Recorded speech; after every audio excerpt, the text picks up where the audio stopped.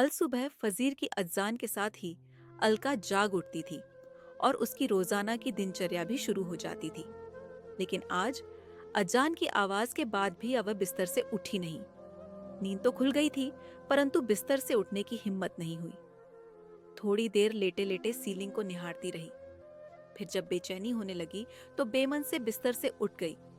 Stove पर चाय का पानी रखने के बाद बोझिल कदमों से अखबार लेने के लिए मेन गेट की तरफ चल दी।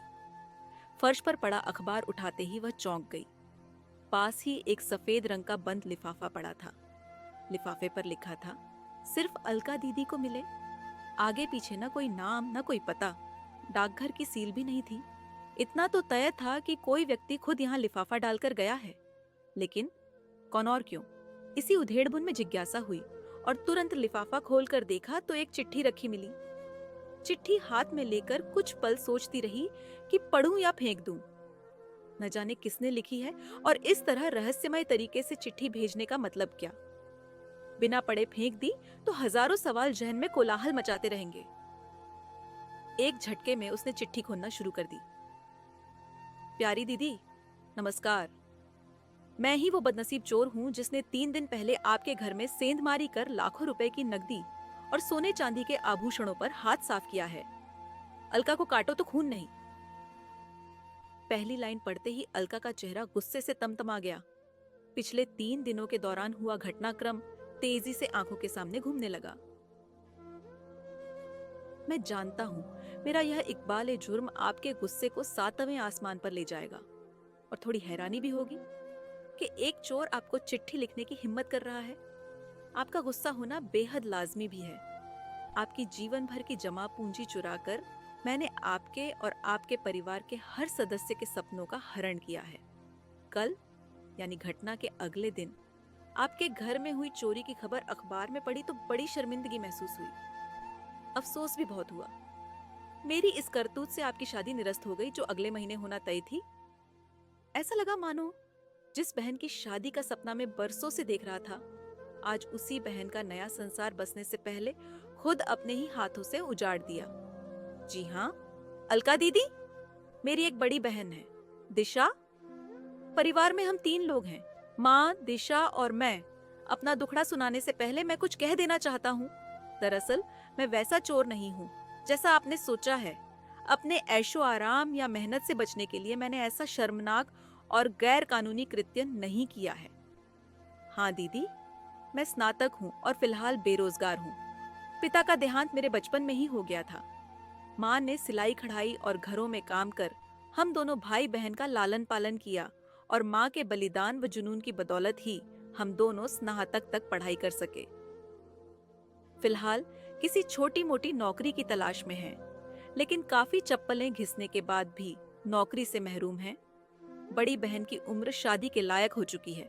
उसकी आंखों में शादी को लेकर सजने वाले सपने मुझे साफ नजर आते हैं, लेकिन घर की आर्थिक स्थिति के चलते वह खामोशी धारण किए हुए है।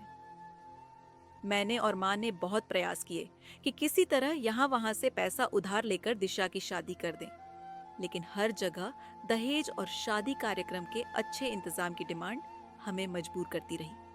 और फिर हम जैसों की मदद भी करता कौन है। बेटी की शादी न होने से माँ भी दुखी रहने लगी है। माँ का दुख और बहन की घुटन मुझसे बर्दाश्त नहीं हुई। इसी जद्दोजहद और पसोपेश के चलते मैंने चोरी जैसे घृणित अपराध को अंजाम देने का दुस्साहस कर डाला।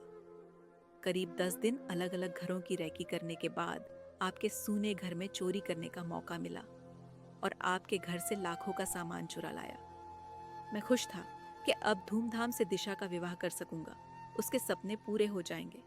साफ है कि चोरी की बात मैंने न तो माँ को बताई और न ही बहन से जिक्र किया। हाँ, इतना भर जरूर कह दिया कि अब घबराने की जरूरत नहीं। अच्छा लड़का देखना शुरू कर दो। शादी के लिए रुपए व आभूषण का इंतजाम मैं किसी तरह कर दूंगा। माँ व बहन दोनों ही बहुत खुश हुए। इतने खुश हुए कि उन्होंने यह भी नहीं पूछा कि बेटा इतने पैसों का इंतजाम कहां से और कैसे करेगा। शादी की बात सुनकर तो दिशा का चेहरा शर्म और खुशी से दमक उठा था। उसकी खुशी देखकर मैं गदगद हो गया। पहली बार एहसास हुआ कि अपनी जिम्मेदारी और कर्तव्य का निर्वहन करना कितना सुखद और मन को आनंदित करने वाला होता है। बहन की शादी कर हम दोनों माँ बेटे मानो चारों धाम की तीर्थ कर लेंगे। लेकिन क्या एक बहन की जिंदगी उजाड़कर दूसरी बहन की खुशियां खरीदी जा सकती है? आपकी आंखों से बहते आंसुओं से मेरी बहन के जीवन में कभी खुशियों की बारिश नहीं हो सकती दीदी। मनुष्य को इतना भी निर्दयी नहीं होना चाहिए कि वो अपनी खुशियों के लिए दूसरों का घर संसार उजाड़ दे। दिशा के भाग्य में यदि शादी की खुशियां लिखी होंगी तो वह हर हाल में उसे मिलकर रहेंगी। बड़े बूढ़े कहते भी हैं कि भगवान ने सबकी जोड़ियां बनाकर ही नीचे भेजा है। मैंने सोच लिया था कि आपके सारे रुपए और एक एक आभूषण आपको लौटा दूंगा। कल दिन भर चिंतन मनन करने के बाद मैंने सामान लौटने का यह तरीका अपनाया है ताकि आपसे क्षमा याचना भी कर सकूं। हो सके तो मुझे माफ कर देना दीदी। मैंने आपका सारा सामान एक थैले में रखकर आपके घर के मेन गेट से टिका कर रख दिया है। जब तक आप सामान नहीं उठाएंगी मेरी नजर उस पर जमी रहेगी ताकि कोई और सामान न चुरा ले। एक साथ कई तरह के भाव अलका के चेहरे पर आकर धमाचौकड़ी करने लगे। चिट्ठी हाथ में दबाए वह बहुत तेजी से दरवाजे की ओर दौड़ी। एक झटके से दरवाजा खोला। थैला वहां रखा था। जल्दी से थैला उठाकर वो अंदर ले आई। एकदम से बिस्तर पर पलट दिया। नोटों की सभी गड्डियां और एक एक जेवर सही सलामत। उसकी आंखों से आंसू और होठों पर मुस्कुराहट थिरक उठी। अलका ने सारे पैसे और जेवर अपने दोनों हाथों में समेटकर चेहरे से लगा लिए।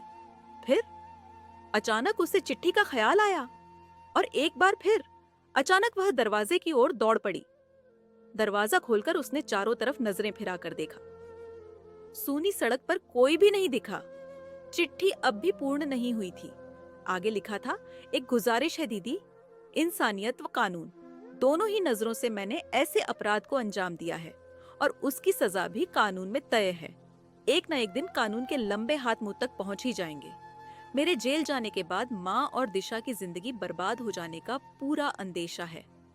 मैं चाहता हूँ कि पुलिस में दर्ज चोरी का मुकदमा आप वापस ले लें ताकि मैं पूरी तरह से बेफिक्र होकर अपनी माँ व बहन की सेवा कर सकूं, उनका सहारा बन सकूं। नमस्कार। अलका ने फौरन अपनी माँ व अन्य परिजनों को जगाकर सारा किस्सा सुनाया। उनके सामने जेवर व रुपए रख दिए। माँ का तो खुशी के मारे रो रो कर बुरा हाल हो गया। सभी ने भगवान का लाख लाख शुक्र अदा किया और ईमानदार चोर की इंसानियत पर। अलका ने मशरू का वापस मिलने की जानकारी पुलिस को देकर अपनी एफआईआर भी वापस ले ली।